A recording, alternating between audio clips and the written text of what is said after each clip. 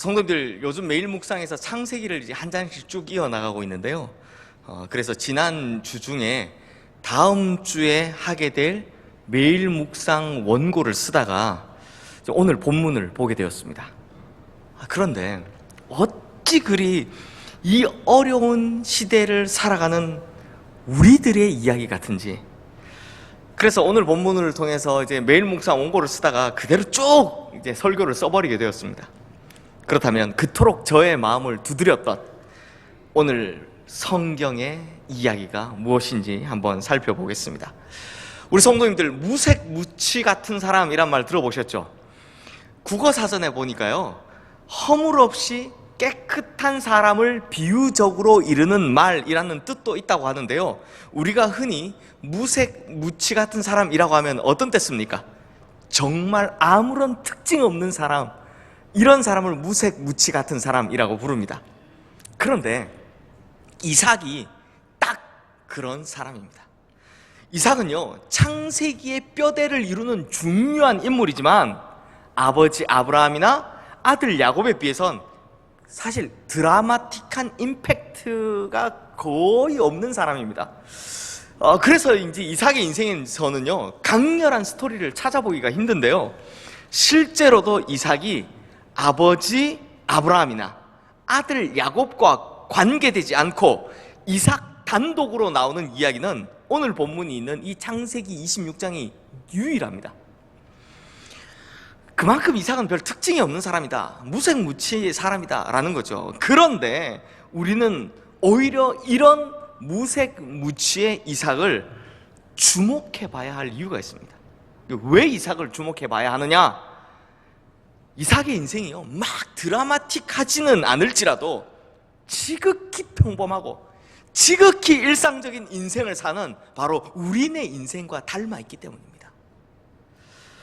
사랑하는 성도님들, 우리네 인생과 닮아있는 이삭의 이야기, 이 창세기 26장의 첫 절을 보면 당시의 배경을 이렇게 설명하고 있습니다.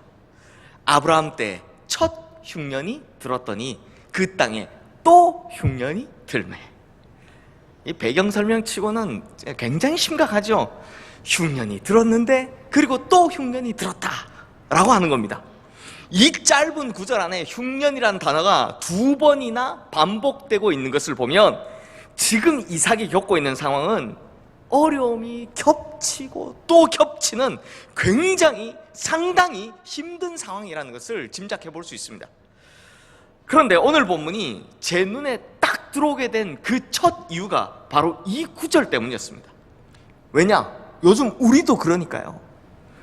코로나 바이러스 1차 대유행을 지나고 2차 대유행을 겨우겨우 넘어서 이제 좀 숨 좀 쉴만하다라고 했더니, 그리고 이제 교회도 좀 나와서 예배 좀 드릴만 하다고 했더니 또다시 3차 대유행이 시작된다고들 하지 않습니까? 겹치고 또 겹치는 어려움이 지금 우리들에게 찾아온 거죠. 그것도 또요. 그런데 성도님들, 바로 이때에 이렇게 겹치는 어려움 속에서 하나님께서 이삭에게 말씀하시는 것이 좀 특이합니다. 아브라함 때 흉년이 들었을 때는요, 하나님께서 아브라함에게 애굽으로 피신을 가라 라고 말씀을 하셨습니다. 그래서 아브라함의 가족들 모두가 다 애굽으로 피신을 갔습니다. 그렇다면 보고 배운 대로 따라간다고 아브라함의 아들인 이삭이 흉년 때 누구를 따라가겠습니까? 당연히 아버지 아브라함이죠. 그래서 자신도요, 애굽으로 피신을 가려고 남쪽으로 방향을 잡고 출발하려고 했습니다. 그런데 하나님께서 이번엔 좀 다른 말씀을 하십니다. 이 본문 위에 있는 2절 말씀에 보면 하나님께서 이삭에게 흉년을 피하여 애굽으로 내려가지 말고 하나님께서 지시하시는 땅에 거주하라 라고 말씀하십니다. 그리고 그곳에 머무르면 어떻게 될지 하나님께서는 이런 약속의 말씀을 해주십니다. 우리 지금 화면에 뜬 창세기 26장 3절 4절 말씀 우리 함께 읽겠습니다. 이 땅에 거류하면 내가 너와 함께 있어 내게 복을 주고 내가 이 모든 땅을 너와 내 자손에게 주리라. 내가 내 아버지 아브라함에게 맹세한 것을 이루어 내 자손을 하늘의 별과 같이 번성하게 하며 이 모든 땅을 내 자손에게 주리니 내 자손으로 말미암아 천하 만민이 복을 받으리라. 자, 성도님들, 그러면 하나님께서 이삭에게 머무르라고 하신 땅이 어디입니까? 놀랍게도요, 지금 흉년을 겪고 있는 바로 그 땅입니다. 바로 흉년의 고통을 겪고 있던 블레셋 그랄 땅이었습니다. 그러니까 하나님께서 이삭에게 지금 흉년으로 먹고 살 것이 없어서 굶어 죽을 지경, 이걸 걱정해야 하는 그 땅, 그래서 다른 사람들은 다 떠나고 있는 그 땅, 바로 그 땅에 머무르라 라고 하시는 겁니다. 하지만 대신 내가 너와 함께 있을 것이고 내가 너에게 복을 줄 것이며 그리고 그 땅을 너에게 줄 것이다 라고 약속의 축복을 하십니다. 자, 그럼 우리 성도님들이시라면 이때 어떻게 하시겠습니까? 현실을 보고 그래도 먹고 살 길을 따라가야지 하시겠습니까? 아니면 하나님께서 말씀하셨으니까, 하나님께서 약속하셨으니까 하는 이 약속을 믿으시겠습니까? 다행히 이삭은 눈앞에 보이는 현실을 쫓는 것이 아니라 하나님의 약속의 말씀을 믿음으로 그 땅에 머무르게 됩니다. 그렇다면 성도님들, 이렇게 어려울 때 이 정도로 정말 굶어 죽을지도 모를 지경에 이 정도로 하나님의 말씀에 잘 순종했으면 하나님께서 진짜 약속하신 바대로 큰 축복을 주는 것, 이거 당연한 거 아니겠습니까? 그런데요, 그 땅에 남은 이 첫 번째 결과가 뭔지 아십니까? 아리따운 자신의 아내 리브가로 말미암아 이삭 자신의 생명이 위태로워질 뻔한 생명의 위기를 겪은 겁니다. 다름 아닌 하나님께서 머무르라고 해서, 다름 아닌 하나님께서 큰 복을 주시겠다고 해서 그래서 여기에 머물렀는데 지금 자기 생명이 위태로워지는 일을 겪게 되었다는 것입니다. 아니, 하나님 말씀에 순종했는데 어찌 이런 일들이 생긴단 말입니까? 그런데 또 이게 끝이 아니었습니다. 우리 같은 평범한 사람들의 인생을 잘 대변한 이삭 아닙니까? 그래서인지 마치 세옹지마와 같은 일이 벌어집니다. 다 함께 오늘 본문 12절 13절 말씀 함께 읽겠습니다. 이삭이 그 땅에서 농사하여 그 해에 100배나 얻었고 여호와께서 복을 주심으로 그 사람이 창대하고 왕성하여 마침내 거부가 되었다.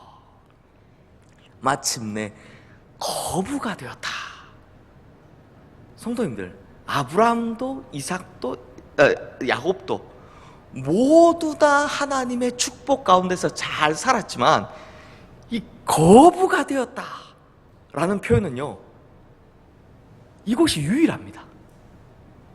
심지어 거부라는 단어를 성경 전체에서 어떤 특정인에게 사용한 것이 이 본문, 즉 이삭이 유일하다라는 겁니다. 성경에 잘 사는 사람 얼마나 많이 나옵니까? 그런데 거부가 되었다, 이 말은 누구한테만 붙었다고요?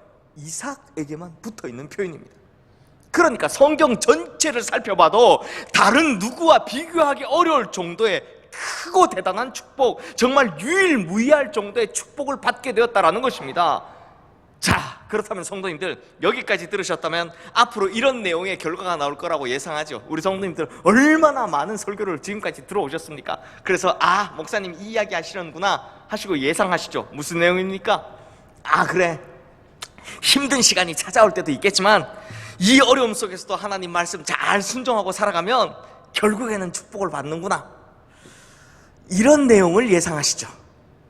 그런데 성도님들, 인생을 살아보셔서 잘 아시겠지만 삶이란 게 이렇게 단순한 공식대로 이루어지던가요? 삶에서 1 더하기 1이 반드시 2가 되던가요? 아니죠. 삶이란 건요, 정말 얽히고 설켜서 복잡하기가 그지없습니다.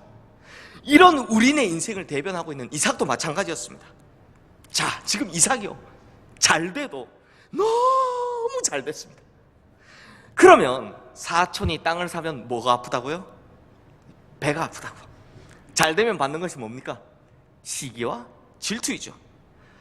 하나님께 큰 축복을 입은 이삭을 보고선 그 땅에 함께 살고 있던 블레셋 사람들이 시기하고 질투하기 시작한 겁니다. 자기들은 여전히 흉년으로 인해서, 이 흉년의 후유증으로 인해서 여전히 배고프고 지금 형편이 어려운데 이삭만 떡하고 잘 되고 있으니 이게 얼마나 배가 아프겠습니까? 그래서 블레셋 사람들이 무슨 짓을 하느냐? 아버지 아브라함 때 파놓았던 이 모든 우물, 이 우물을 막고 흙으로 메워버립니다. 이삭이요, 농사를 지어서 거부가 되었다라고 하지만 사실 그 집안의 근본이 목축인데 우물을 막아버렸다. 이 말은 나가라, 떠나라, 너 여기서 나가라, 이런 이야기죠. 게다가 실제로 블레셋 왕인 아비멜렉까지 찾아와서 네가 우리보다 크게 강성한 즉 우리를 떠나라고 이야기를 합니다. 이삭에게는 선택의 여지가 없습니다. 이 땅에서 정착해서 농사도 지을 수 있었고 게다가 농사도 참 잘 되었는데, 그래서 이제 여기에 좀 정착하고 사나 싶었더니 결국 남의 땅에 얹혀 사는 인생 아닙니까? 나가라고 하니까 어떻게 해야 됩니까? 별 수 없이 나가야 되죠. 그래서 어쩔 수 없이 그 땅도 우물도 이 모든 것을 다 버리고 떠나야만 했습니다. 그래서 제가요, 신방 갈 때 전세 사시다가 전세 가격 올라서 뭐 어쩔 줄 몰라 하시는 분, 그래서 이사 신방 가면 제가 이 본문 설교를 참 잘합니다. 오늘 본문 17절 말씀 보면요, 결국 이삭은 그 땅을 떠나서 어디에 이르렀다? 그랄 골짜기에 이르렀다 라고 합니다. 여기서 이 골짜기라는 표현이 알려주고 있듯이 지금 이삭은요, 그 땅에서, 그랄 땅에서 쫓겨나 어디까지 갔느냐? 그 땅의 경계까지 갔다라는 겁니다. 이 골짜기란 말은 그 땅의 경계거든요. 그 땅의 경계까지 갔다는 겁니다. 또 골짜기라는 히브리어가 나할인데요, 이 나할이라는 말이 무슨 뜻이냐? 우기에는, 그러니까 비가 많이 올 때는 세찬 급류가 흐르다가 건기에는, 비가 안 올 때는 쩍쩍 갈라지는 마른 바닥을 드러내는 곳이다 라는 뜻이 나할입니다. 즉 이게 한마디로 하면 무슨 뜻이냐? 사람 살기에는 부적합한 곳이다 라는 거죠. 그러므로 이삭은 사람들이 살기에 적절하지 않은 곳까지 지금 쫓겨났다라는 겁니다. 하지만 또 신기합니다. 그렇게 사람 살기 힘들다는 골짜기에서도 우물이 또 터집니다. 의도치 않게 쫓겨나서 이렇게 어려운 때 하나님의 축복이, 하나님의 은혜가 또 한 번 임한 것이죠. 그런데 이 기쁨도 또 잠시입니다. 겨우겨우 판 우물인데 그 지역에 살던 목자들이 와서 자신들 것이다 라고 우기면 그걸 또 뺏어갑니다. 그래서 그 우물을 다툼이란 이런 뜻을 가진 에색이라고 이름을 붙이죠. 골짜기까지 쫓겨와서는 내가 하나님 은혜로 이제 또 겨우 살 길이 열렸나 싶었는데 또 곧장 뺏겨버린 겁니다. 그러니 이번에는 골짜기에서, 그 골짜기에서 또 더 뒤로 물러나야만 했습니다. 하지만 이곳에서도 또 우물을 팠더니 역시나 이번에도 그 샘의 근원이 터져버립니다. 겹쳐진 위기에서도 또다시 좋은 일이 생긴 거죠. 하지만 이 우물 역시 또 금세 뺏깁니다. 그래서 이번 우물의 이름은 대적함이란 뜻을 가진 신나라고 붙입니다. 이게요, 이삭이 얼마나 안타깝고 얼마나 속상했는지를 잘 보여주고 있는 이름들이죠. 그리고 또다시 뒤로 물려나 우물을 파더니 이제야 다투지 아니함으로 르호봇이라는 이름을 붙입니다. 이 르호봇이라는 뜻은 넓다라는 뜻인데요, 이 넓은 곳에서 우리가 다시 일어설 거다, 다시 번성할 거다라는 그 희망의 메시지가 담겨져 있는 이름이었죠. 하지만 성도님들, 제가 그곳이 사람 살만한 곳이 아니다라고 했죠. 그러다 보니 이삭은 결국 브엘세바라는 곳까지 다시 올라가게 됩니다. 아주 예전에 살았던 곳인데요, 이곳으로 다시 올라가게 됩니다. 그러자 하나님께서는 이삭에게 다시 나타나셔서 이전에 약속하셨던 축복들을 다시 한번 확인시켜 줍니다. 바로 오늘 본문 24절 말씀인데요, 우리 함께 읽겠습니다. 그 밤에 여호와께서 그에게 나타나 이르시되 나는 내 아버지 아브라함의 하나님이니 두려워하지 말라. 내 종 아브라함을 위하여 내가 너와 함께 있어 내게 복을 주어 내 자손이 번성하게 하리라 하신지라. 사랑하는 성도님들, 앞서 말씀드렸듯이 이삭이 아버지 아브라함이나 아들 야곱과 관계되지 않고 이삭 단독으로 나오는 것이 바로 오늘 본문인 창세기 26장인데요 그렇다면 성경이 이삭의 인생에 대해서 이야기하는데 뭐 이렇게 복잡한 우물 뺏기는 이야기를 하고 있는 걸까요?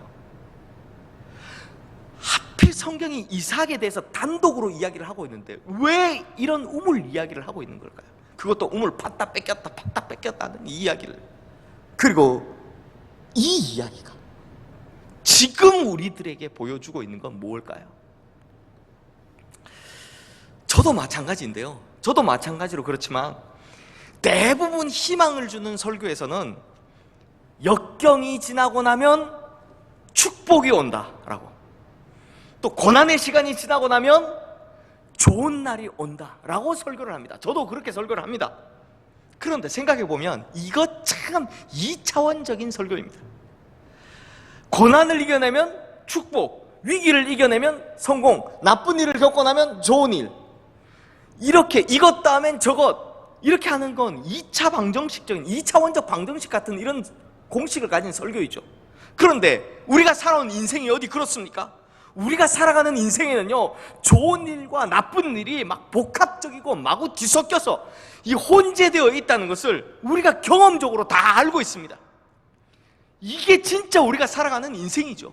좋은 일과 나쁜 일이, 나쁜 일과 좋은 일이 막 뒤섞여 있는 거, 이게 우리가 살아가는 인생 아니겠습니까? 그래서 창세기 26장의 이삭의 이야기는 바로 이런 전형적인 우리네 인생의 다사다난한 이야기를 잘 보여주고 있다는 것입니다.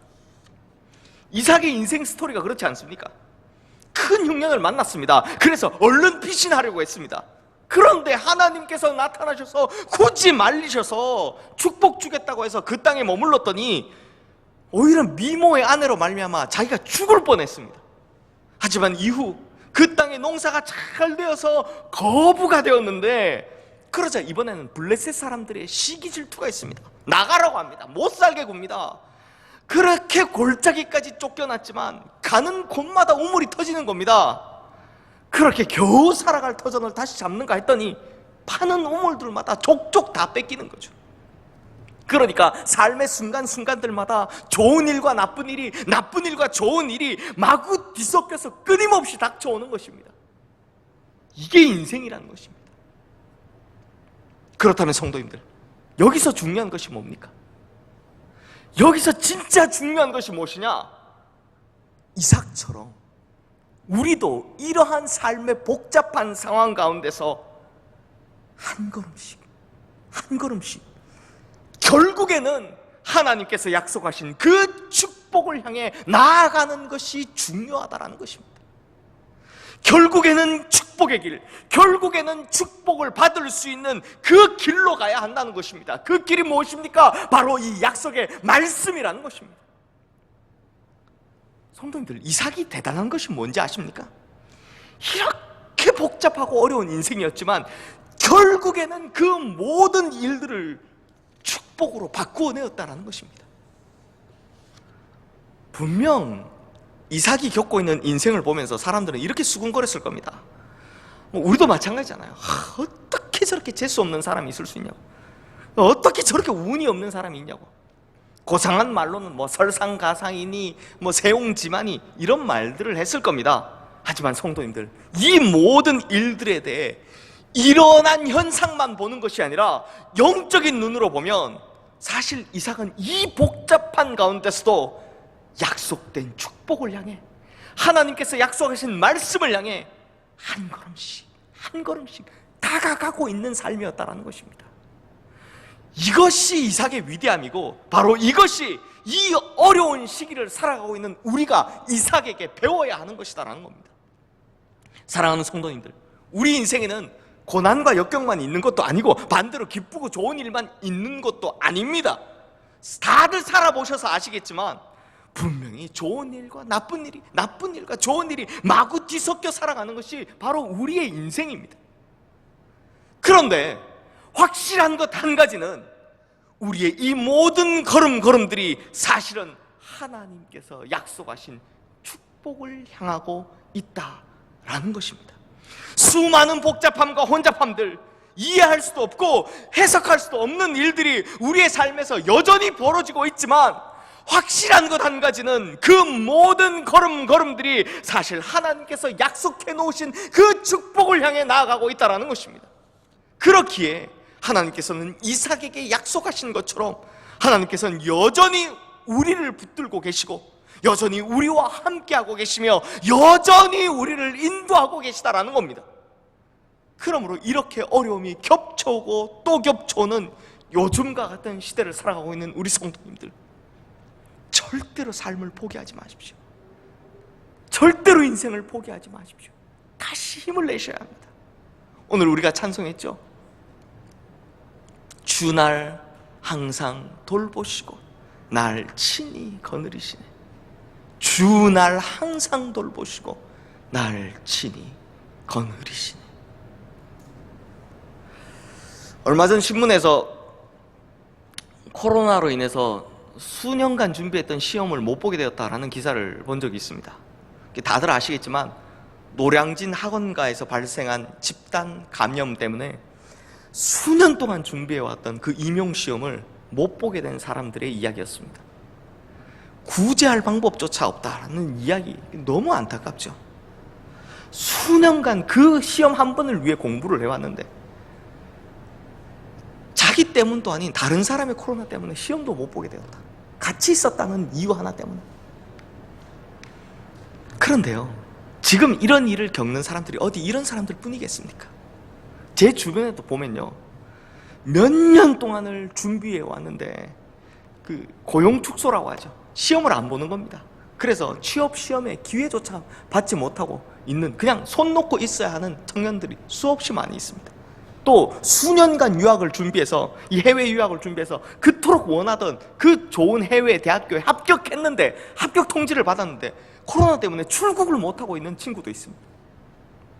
하필 코로나 직전에 개업을 하는 바람에 그렇게 준비를 해서 개업을 했는데 하필 그게 코로나 직전이라서 정말 이도저도 못하고 어쩔 줄 몰라 하고 있는 소상공인들도 있습니다. 특히나 요즘 저를 찾아오시는 분들 중에요, 이런 분들이 꽤 있습니다. 교회를 개척하셨는데 교회 개척하자마자 코로나가 시작되고 이게 계속되는 바람에 이 월세 낼 돈이 없지 않습니까? 그래서 건물 월세를 처음 보증금에서 까기 시작한 겁니다. 한 달 한 달씩 까기 시작하다가 보증금 다 까이고, 그분들 표현에 의하면, 죄송합니다, 이렇게 좀 상스러운 표현을 써서 보증금 다 까이고 월세 다 처분하고 나니 이제 빚을 내서 해야 되나, 아니면 교회 문을 닫아야 되나, 이걸 고민하는 목사님들도 많더라는 것입니다. 어디 이뿐이겠습니까? 이런 유형의 분들 요즘 진짜 많습니다. 하지만 성도님들, 이렇게 어려운 순간에도 의심 없이, 이렇게 이해되지 않는 순간에도 그저 묵묵히 그렇게 한 걸음 한 걸음 하나님의 약속의 말씀을 믿고 나아가면 우리는 반드시 그 약속된 축복에 이르게 될 줄로 믿습니다. 결국에는 약속하신, 하나님께서 친히 약속하신 그 약속의 축복을 받게 될 줄로 믿습니다. 그러므로 성도님들, 이 모든 복잡함들 속에서도 묵묵히 하나님께서 허락하신 우리의 인생의 길을 걸어가십시다. 이 모든 이해되지 않음 속에서도 하나님의 약속의 말씀을 믿고 끝까지 걸어가십시다. 그러면 이 길 끝에서 하나님께서 나에게 약속하신 그 놀라운 축복, 하나님께서 우리에게 예비하신 그 엄청난 축복, 그 축복을 우리가 반드시 경험하고 반드시 차지하게 될 줄로 믿습니다. 이제 말씀을 마무리하겠습니다. 현존하는 세계 최고의 리더십 강사 중에 한 사람이라고 불리죠. 존 맥스웰 목사님에 의하면 역경에는 이런 유익이 있다라고 세 가지를 말씀하셨습니다. 성도님들, 세계 최고의 리더십 강사가 말하는 역경이 주는 유익 세 가지 궁금하시죠? 궁금하시다면 이것은 오늘 금요일 매일 묵상을 통해서 보시기를 바랍니다. 예고편이었습니다. Coming soon. 네. 성도님들, 미국 LA에 가면 엄청나게 큰 교회였는데요, 지금은 이제 최근에 이제 결혼식장으로 팔려버린 크리스탈 교회, 우리말로는 수정교회라는 곳이 있습니다. 이 교회는 1980년대, 90년대 정말 엄청나게 부흥을 경험했는데요, 당시에 수정교회를 담당하셨던 분이 로버트 슐러 목사님이셨습니다. 이분은 진짜 감동적인 설교를 잘하는 것으로 굉장히 유명하셨어요. 이게 왜 수정교회, 크리스탈 교회냐면, 교회 한쪽 벽이, 주차장 쪽으로 나 있는 벽이 유리창으로 되어 있습니다. 한쪽 벽이 유리창으로 되어 있습니다. 이 왜 유리창으로 되어 있냐? 미국 사람들도 비슷합니다. 우리 교인들도 그런 부분 많으신데, 이렇게 남편이 운전을 해줘서 아이와 아내를 교회에 보내고 자기는 그냥 주차장에 앉아 있는 겁니다. 주차장에 앉아 있는데 벽 보고 있으면 뭐 하겠습니까? 그냥 다 이렇게 있는 겁니다. 그럼 그때 이분들을 전도하기 위해서 이렇게 라디오 채널을 교회 방송국에서 자체 운영을 하는 겁니다. 그럼 라디오 채널 번호를 막 들고 다니면 이게 궁금하지 않습니까? 이렇게 탁 틀어보면 목사님 설교가 나오는데 이 설교가 너무 감동적인 겁니다. 그런데 예배당에 들어가 있지는 않지만 눈으로는 뭐가 보입니까? 유리창 안에 교회가 보이는 거죠. 그래서 그렇게 해서 참 많은 남성을 전도하게 된 교회였는데, 그 아들분이 이제 세습하고 나서 건물을 지으면서 이제 그런 정신을 다 잊어버리고 짓는 바람에 이제 교회는 결국 매각되었다라는 거죠. 근데 어쨌거나 이분이요, 그만큼 감동적인 설교를 잘하는 걸로 굉장히 유명한 분이셨는데, 이분이 한 번은 설교 중에 이런 이야기를 자기 고백처럼 하셨습니다. 제가 읽어드리겠습니다. 하나님께서 내게 인생의 절벽에 가까이 오라고 하셔서 내가 순종하고 갔습니다. 절벽 더 가까이에 오라고 하셔서 간신히 그 절벽 끝에 발을 붙이고 서 있었습니다. 그때 하나님은 나를 밀어 떨어뜨리셨습니다. 나는 낭떠러지 아래로 떨어졌습니다. 비로소 나는 하나님께서 나에게 날아갈 능력을 주셨다는 것을 알게 되었습니다. 사랑하는 성도님들, 여기 계신 우리 성도님들 중에는 이미 하나님의 말씀대로 살면 축복이 온다라는 것을 믿고 그 약속의 말씀대로 살아가시는 성도님들 많은 줄로 알고 있습니다. 하지만 하나님의 말씀을 따랐기 때문에, 하나님의 약속을 믿었기 때문에 오히려 찾아오는 고난이 있고 더더욱 심해지는 어려움을 겪을 때도 있습니다. 마치 하나님 말씀에 순종해서 절벽으로 나갔더니 더 가까이 오라고 해서 더 가까이 갔더니 절벽 끝에 서라고 하셔서 그 절벽 끝에 섰더니 결국 나를 밀어 떨어뜨리셨다라는 이 로버트 슐러 목사님의 설교처럼 말이죠. 하지만 그럴 때도 중요한 것은 우리의 발걸음만큼은 끊임없이 하나님의 약속의 말씀을 향해 한 걸음씩 한 걸음씩 옮겨져 가야 한다라는 것입니다. 설령 그것이 절벽 끝이라 해도, 그것이 절벽 끝 위태로운 것이라고 해도 순종함으로 나아가야 한다라는 것이죠. 그러면 어떻게 된다고요? 비로소 결국에는 내가 날아오를 수 있게 된다라는 것입니다. 그러면 비로소 결국에는 내가 그 축복의 자리에 설 수 있게 된다라는 것입니다. 그러므로 우리 시흥의 모든 성도님들은 이렇게 복잡하고 혼잡하고 이해하기 어려운 인생의 순간들을 살아갈지라도 하나님의 약속된 축복의 말씀은 여전히 유효함을 믿고 그 축복을 향해, 그 말씀을 향해 한 걸음씩 한 걸음씩 자신의 발걸음을 옮겨가시는 믿음의 성도님들 되시기를 주님의 이름으로 축원합니다.